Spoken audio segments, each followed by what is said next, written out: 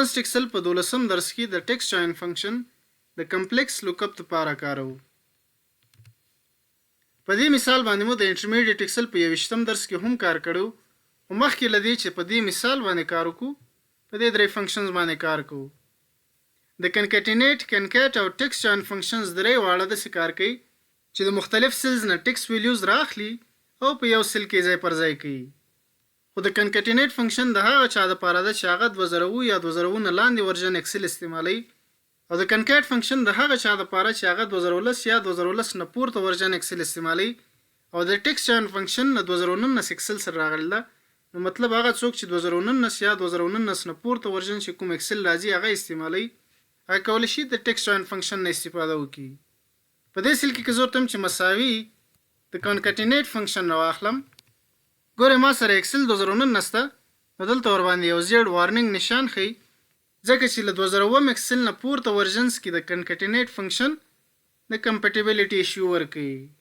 کنکټینیټ په ټیکسټ 1 کې ورته دا سیل انتخاب کړم، کاما ټیکسټ 2 کې ورته دا سیل انتخابوم، بیا کومه ورکوم، او په ټیکسټ 3 کې ورته دا سیل انتخاب کړم، قوس بند انټر.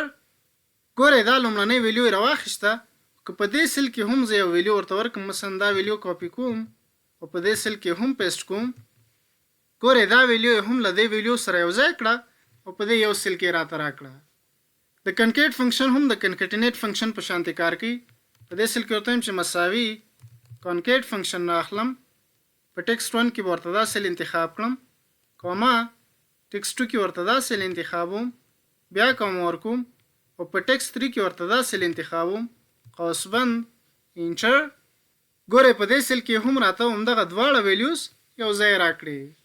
خو د کنکټینیټ او کنکات فنکشنز ترمنځ فرق دا ده چې د کنکټینیټ فنکشن اریز نه قبلوي، خو د کنکات فنکشن اریز هم قبلوي.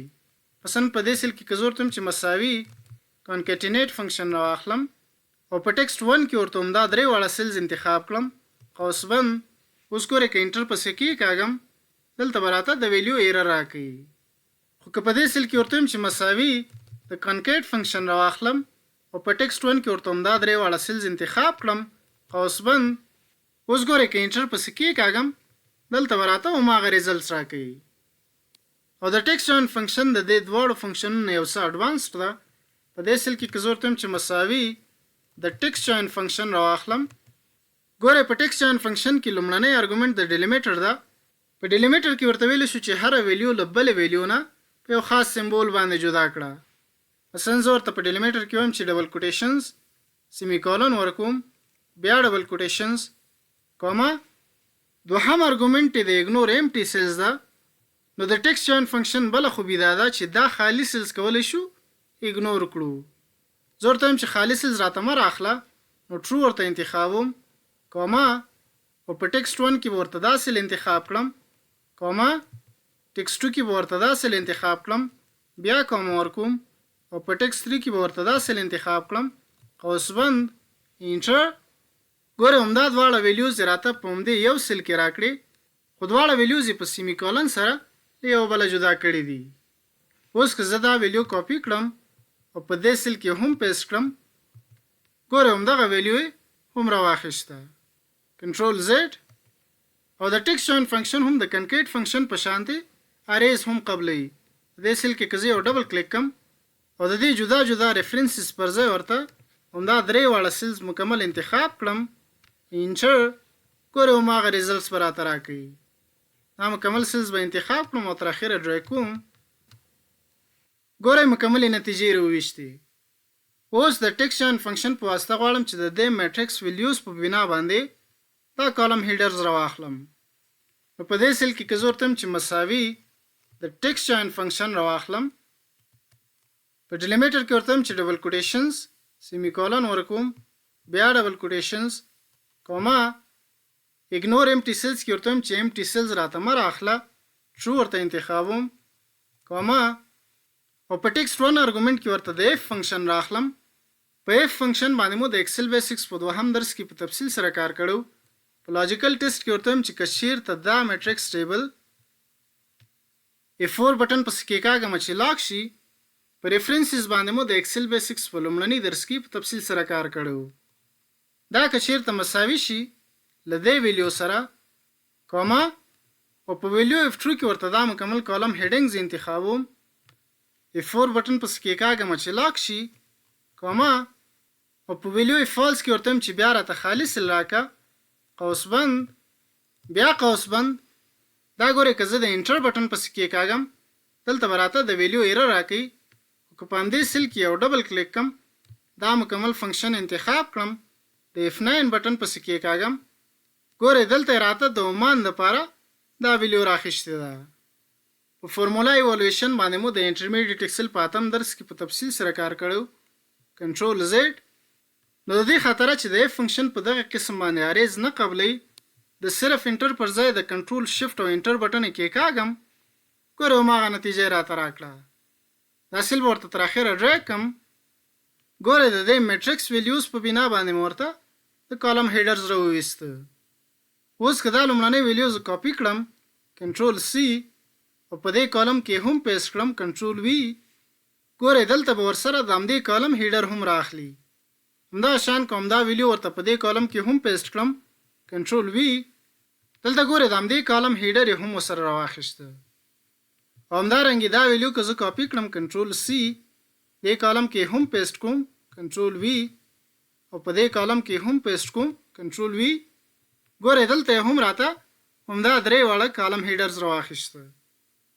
خو که دا ویلیو زه کاپی کړم کنټرول سی او په همدې کالم کې بیا پیسټ کړم کنټرول وی دلته ګوره همدا یو ویلیو به راته دوه ځله تکراري راخلي. که غواړئ چې دا تکراري ویلیوز دې نه راخلي نو په دې کالم کې ورته چې مساوي د ټیکسټ جوین فنکشن راخلم. په ډیلیمیټر کې ورته چې ډبل کوټیشنز سیمی کولن بیا ډبل کوټیشنز کوما اګنور امټي سیلز کې ورته ټرو راخلم بیا کوما ورکوم او په ټیکسټ ارګومنټ کې ورته د اف فنکشن راخلم از نمبر فنکشن راخلم. په از نمبر فنکشن باندې مو د ایکسل بیسکس په نهم درس کې په تفصیل سره کار کړو. په ویلیو کې ورته د فایند فنکشن راخلم. په فایند فنکشن باندې مو د اډوانس ایکسل په لومړني درس کې په تفصیل سره کار کړو. په فایند ټیکسټ کې ورته دا مکمل کالم هیډینګز انتخاب کړم. F4 بټن پس کې کاږم چې لاک شي کوما ورکوم او په ویدن ټیکسټ کې ورته دا سیل انتخاب کړم. د سٹارټ نمبر یا آپشنل آرګومنټ ته ورته چې قوسبند بیا قوسبند کوما په ویلیو F2 کې ورته بیا هم دا د کالم هیډینګز انتخابوم. F4 بټن پس کې کاږم چې لاک شي کوما ورکوم او په ویلیو فالس کې ورته ویم چې بیا راته خالص زرا کړه قوسبند بیا قوسبند انټر ګوره خالص راته راواخیسته.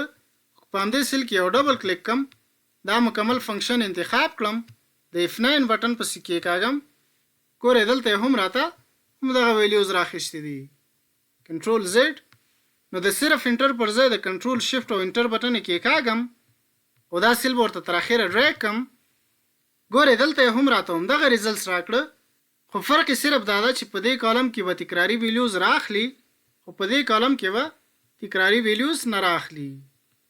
مثلا که زه دا ویلیو کاپی کړم کنټرول سی او په همدې کالم کې بیا پیسټ کړم کنټرول وی ګوره دلته به تکراري ویلیوز راخلي او په دې کالم کې به د تکراري ویلیوز نه صرف یو ویلیو راخلي.